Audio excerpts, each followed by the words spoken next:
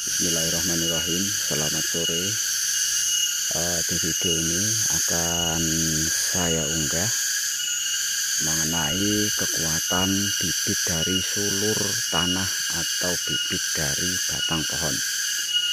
Di lahan ini keduanya tidak bisa dibilang ada yang kuat salah satu, ada yang tidak ada yang dibilang lemah salah satu.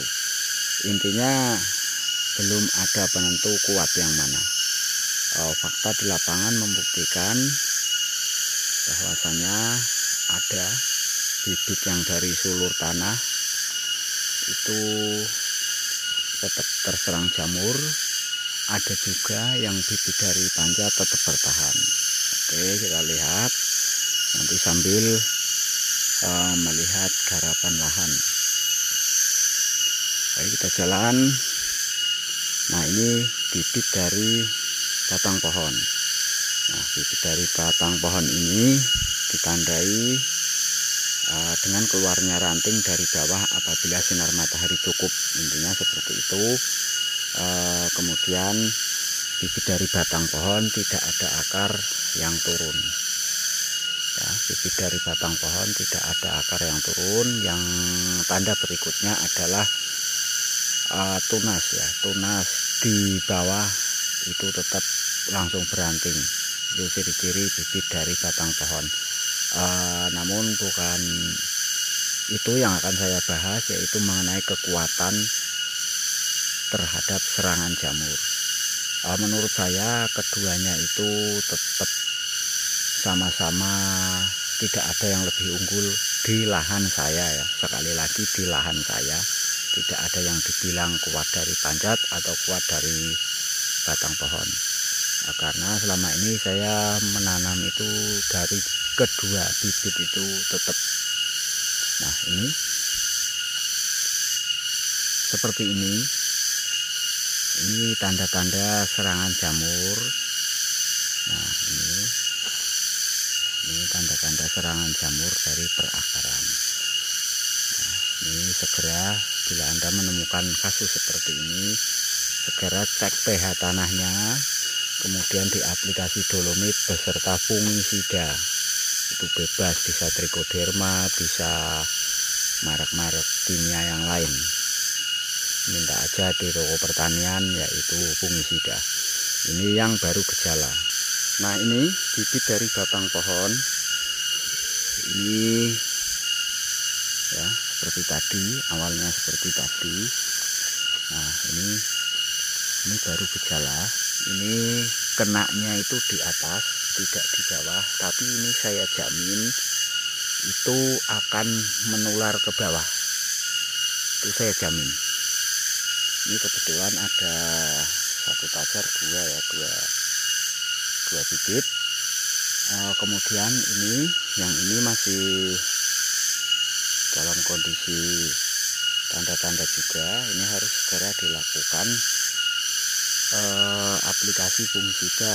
Yang pertama adalah penetralan pH. Bila pH-nya netral, maka aplikasi segera fungisida, baik di tanah dan disemprot. Kemudian, nah, kenapa saya beri mulsa pas di saat musim seperti ini? Saya hanya ingin mencoba keefektifan mulsa ini, ya, keefektifan mulsa ini sejauh mana. Soalnya bila belum dicoba itu jelas tidak tahu. Ini semua bibit dari batang pohon. Nah, kemudian ada beberapa pertanyaan, penyakit ini bisa menular apa tidak? Itu jelas. Ini terserang, ya, awalnya itu belum selesai sampai mati, pindah ke sini. Nah, itu sudah menguning lagi. Tapi penyerangannya itu tidak di bagian akar, teman-teman. Tidak dari tanah nih. Tidak dari tanah. Nah, kemudian ini dari atas ini. Ini saya curiga ini sebenarnya awalnya hanya satu, mungkin ada serangga, ya, jenis serangga yang membawa cendawan, kemudian hinggap seperti itu. Saya curiganya seperti itu. Nah, untuk tanaman ini dari batang pohon ya, dari potong pohon sudah banyak ya mati. Kemudian bibit dari ini bibit sambung. Nah ini jantan teman-teman, ini jantan awalnya terserang seperti itu, udah buah ini yang indukan ini sudah buah, kemudian tak potong, alhamdulillah tidak menular. Itu hebatnya pohon kemukus yang dari jantan. Nah ini ya bisa dilihat, ini di video saya sebelumnya sudah ada. Nah ini yang sudah berbuah, sambungannya itu 4 sudah berbuah, tapi yang bawahnya terserang jamur. Tak potong, lolos, dia tunas lagi ini tapi jantan. Kemudian saya sisakan ya, ini yang satu tidak terserang. Nah ini lolos, ini bibit dari batang pohon juga aman. Nanti yang bibit dari sulur tanah di sana saya videokan. Nah ini sudah menguning agak lama. Nah ini sudah menguning agak lama, kemudian saya putus ya. Saya putus di sekitar perakaran. Ini nampaknya mulai pulih ya, mulai pulih. Nah ini juga bibit dari batang pohon. Ini bibit dari batang pohon juga. Ini dua bibit, satu pagar, 2 bibit. Kemudian yang satu itu sudah mati terserang jamur, tapi alhamdulillah yang satu ini lolos dan pulih kembali. Awalnya sempat menguning, saya aplikasi abu kayu, saya tabur sampai ke daun-daunnya sini. Kebetulan ini paling 2-3 meteran ya. Nah ini sempat buah juga, sudah mati ini yang satu. Saya aplikasi abu kayu, nggak tahu ini kebetulan atau memang ada unsur hara tertentu, yang penting ini sudah pulih kembali. Nah di pohon ini awalnya ada bibit dari sulur, sudah mati duluan malah. Ini masih ada bekasnya ya, sebagai bukti biar nggak dikira rekayasa atau gimana. Ini mati duluan, ini bekasnya. Nah, ini mati duluan, ini bibit dari sulur. Nah ini di video juga sudah ada, ini mati jamur lagi, bibit dari batang pohon. Nah ini masih bertahan dan terus berkembang. Ini bibit dari batang pohon juga. Itu sedang berbunga.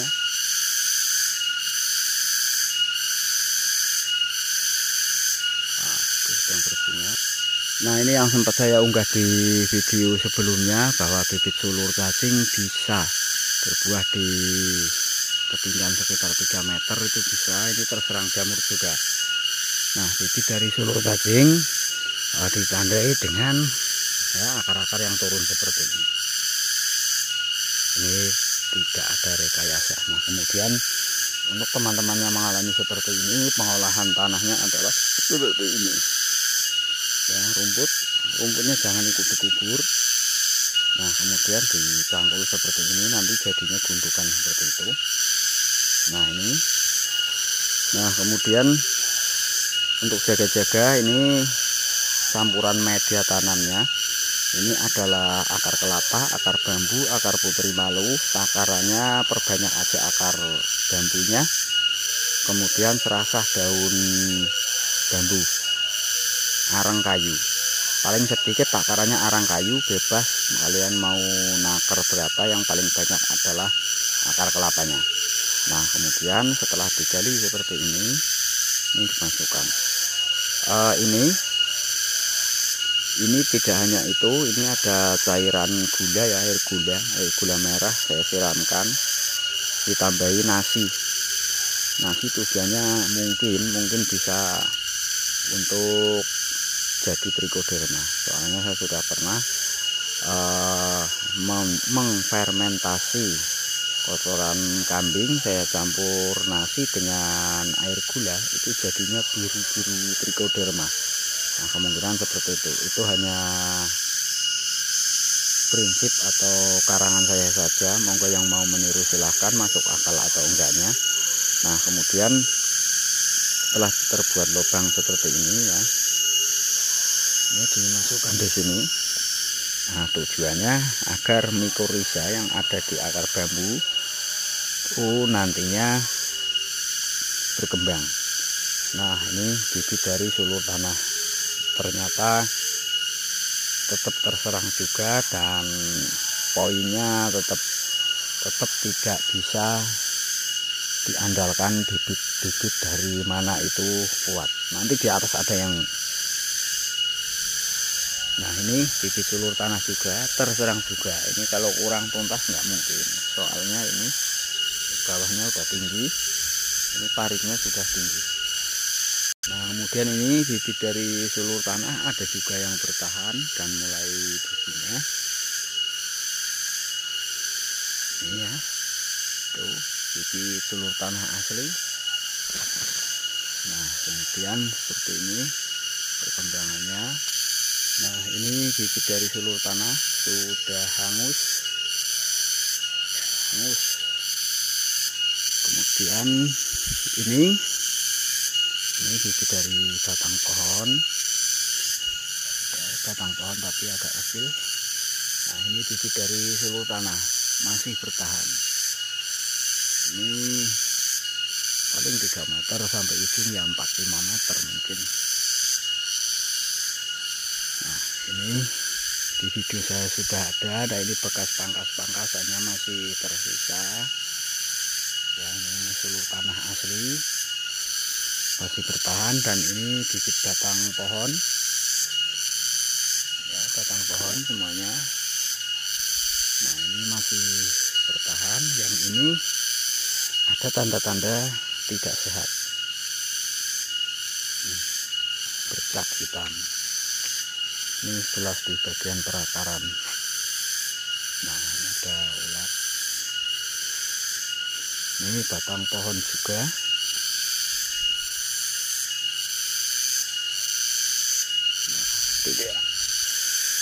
Nah, ini bibit dari sulur mati. Kemudian kita jalan terus. Ini bibit dari sulur ya, setelah beberapa bulan melakukan pemangkasan, pemasukan sinar matahari. Nah, ini hasilnya tuh berbunga. Nah, ini bibit dari sulur. Kita cek pohonnya biar pasti. Bibit dari sulur identik akarnya seperti itu. Nah, ini bekas pemangkasannya masih ada. Nah, ini bibit dari batang pohon.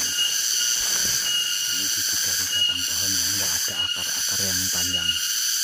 Oke, nanti yang dari batang pohon sudah tinggi ya, itu ada. Nah, itu ya di pohon cengkeh itu. Ini sulur tanah sampai sebesar ini mati. Nah, ini mati dan itu mati. Jadi pada intinya nggak ada yang bisa jamin dengan perawatan seperti ini itu awet, dengan tidak dirawat tidak awet, itu tidak ada yang menjamin.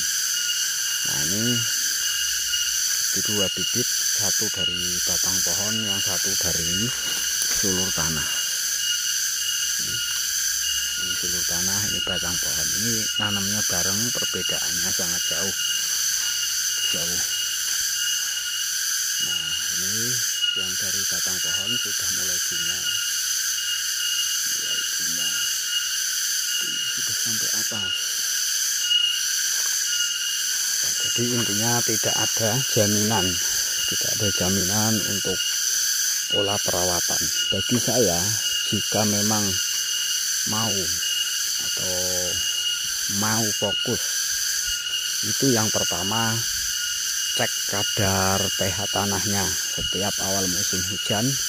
Yang kedua, nggak usah dikasih pupuk terlalu lebih, nggak usah dipupuk malahan ya, intinya di aplikasi anti jamur aja, bisa fungsida, kadang ya antivirus itu ada.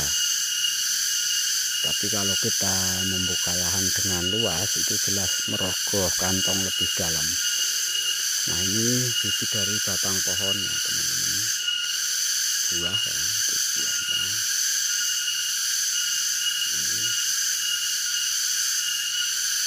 Ini beranting di atas ketinggian pohon kapulaga.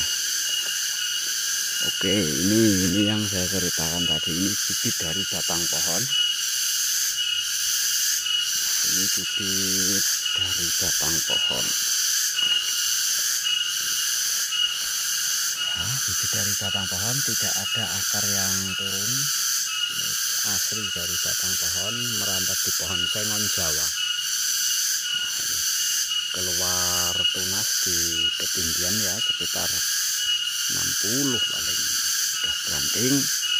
Nah, kemudian karena kurangnya sinar terus dia naik tuh.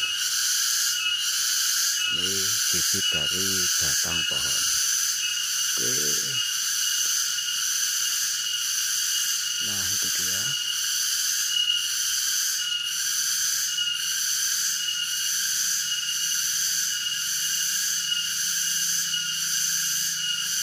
Nah, ini beda karakter tanahnya di sini, itu beda. Bisa teman-teman lihat ini tanah berkerikil. Ini akarnya nih. Ini akar kemukus. Jauh ya. Ini sudah seperti ini. Oke. Pada intinya tetap tidak ada jaminan ya.